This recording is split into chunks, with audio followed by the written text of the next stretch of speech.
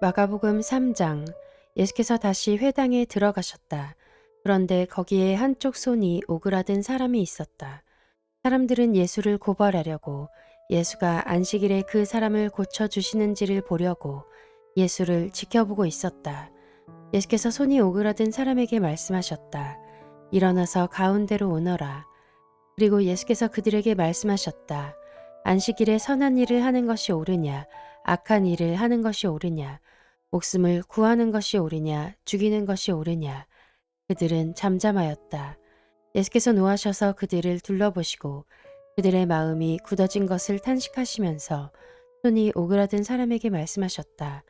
손을 내밀어라. 그 사람이 손을 내미니 그의 손이 회복되었다. 그러자 바리새파 사람들은 바깥으로 나가서 곧바로 헤롯 당원들과 함께 예수를 없앨 모의를 하였다. 예수께서 제자들과 함께 바닷가로 물러가시니 갈릴리에서 많은 사람이 따라왔다. 또한 유대와 예루살렘과 이두메와 요단강 건너편과 그리고 두로와 시돈 근처에서도 많은 사람이 그가 하신 모든 일을 소문으로 듣고 그에게로 몰려왔다.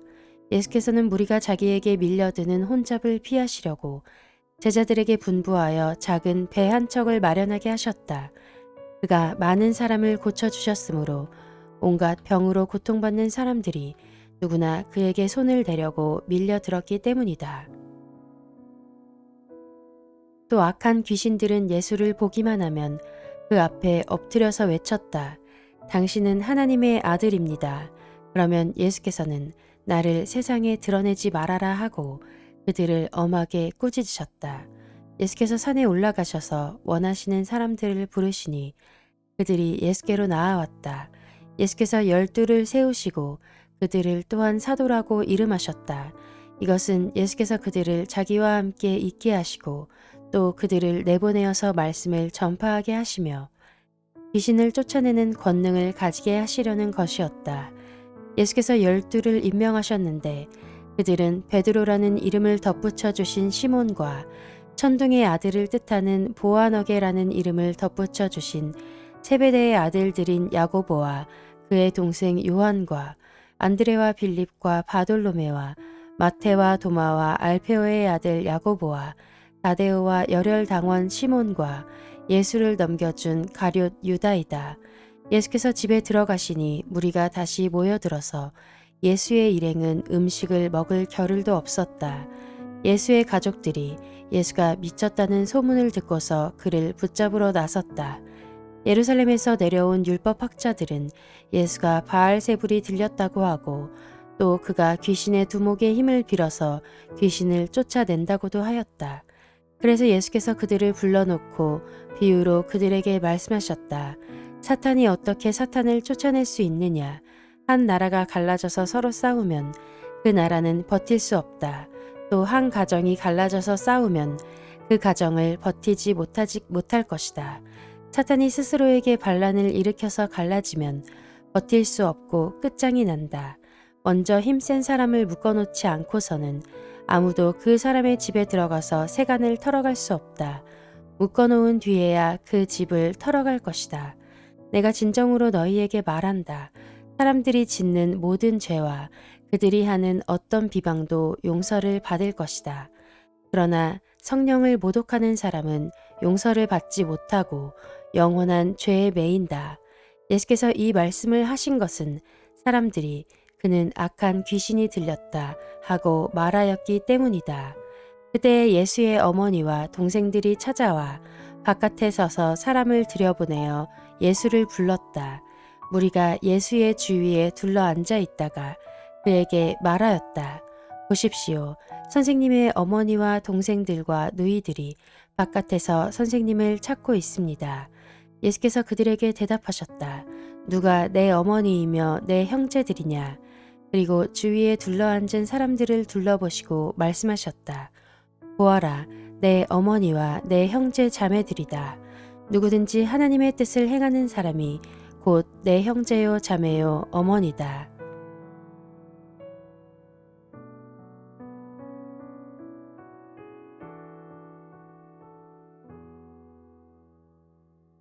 마가복음 4장. 예수께서 다시 바닷가에서 가르치기 시작하셨다.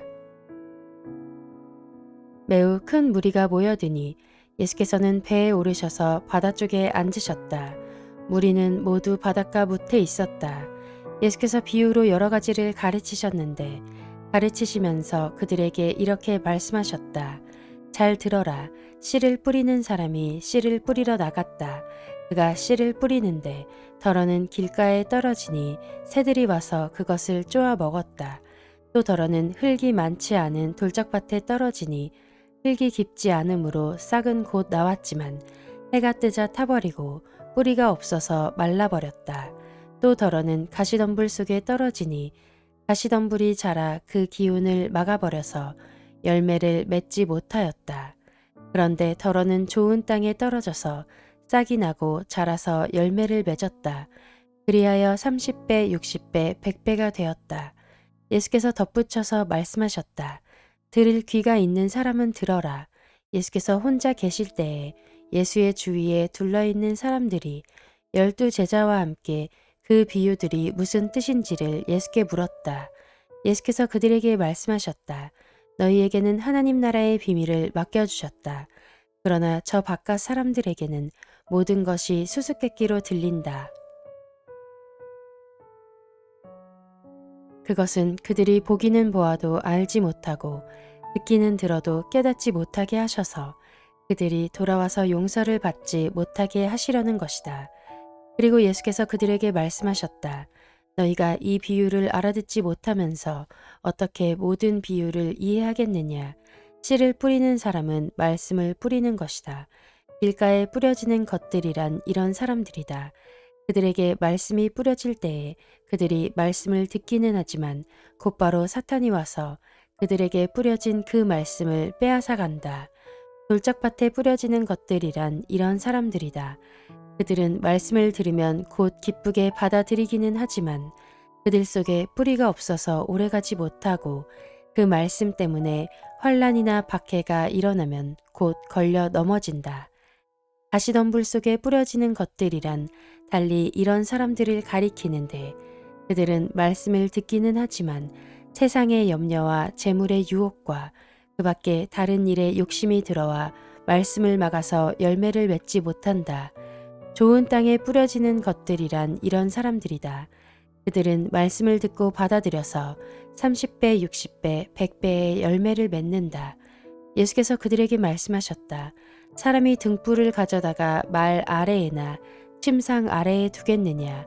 등경 위에다가 두지 않겠느냐? 숨겨둔 것은 드러나고 감추어 둔 것은 나타나기 마련이다.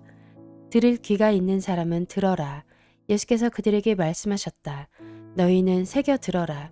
너희가 되질하여 주는 만큼 너희에게 되질하여 주실 것이요. 덤으로 더 주실 것이다. 가진 사람은 더 받을 것이요. 가지지 못한 사람은 그 가진 것마저 빼앗길 것이다. 예수께서 또 말씀하셨다. 하나님 나라는 이렇게 비유할 수 있다. 어떤 사람이 땅에 씨를 뿌려놓고 밤낮 자고 일어나고 하는 사이에 그 씨에서 싹이 나고 자라지만 그 사람은 어떻게 그렇게 되는지를 알지 못한다. 땅이 저절로 열매를 맺게 하는데 처음에는 싹을 내고 그 다음에는 이삭을 내고 또 그 다음에는 이삭에 알찬 나달을 낸다. 열매가 익으면 곧 낫을 댄다. 추수때가 왔기 때문이다. 예수께서 또 말씀하셨다. 우리가 하나님의 나라를 어떻게 비길까? 또는 무슨 비유로 그것을 나타낼까? 겨자씨와 같으니 그것은 땅에 심을 때에는 세상에 있는 어떤 씨보다도 더 작다. 그러나 심고 나면 자라서 어떤 풀보다 더 큰 가지들을 뻗어 공중의 새들이 그 그늘에 깃들일 수 있게 된다. 예수께서는 그들이 알아들을 수 있는 정도로 이와 같이 많은 비유로 말씀을 전하셨다. 비유가 아니면 말씀하지 않으셨으나 제자들에게는 따로 모든 것을 설명해 주셨다. 그날 저녁이 되었을 때에 예수께서 제자들에게 말씀하셨다. 바다 저쪽으로 건너가자. 그래서 그들은 무리를 남겨두고 예수를 배에 계신 그대로 모시고 갔는데 다른 배들도 함께 따라갔다. 그런데 거센 바람이 일어나서 파도가 배 안으로 덮쳐 들어오므로 물이 배에 벌써 가득 찼다. 예수께서는 고물에서 베개를 베고 주무시고 계셨다.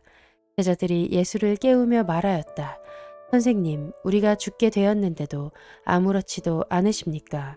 예수께서 일어나 바람을 꾸짖으시고 바다더러 고요하고 잠잠하여라 하고 말씀하시니 바람이 그치고 아주 고요해졌다.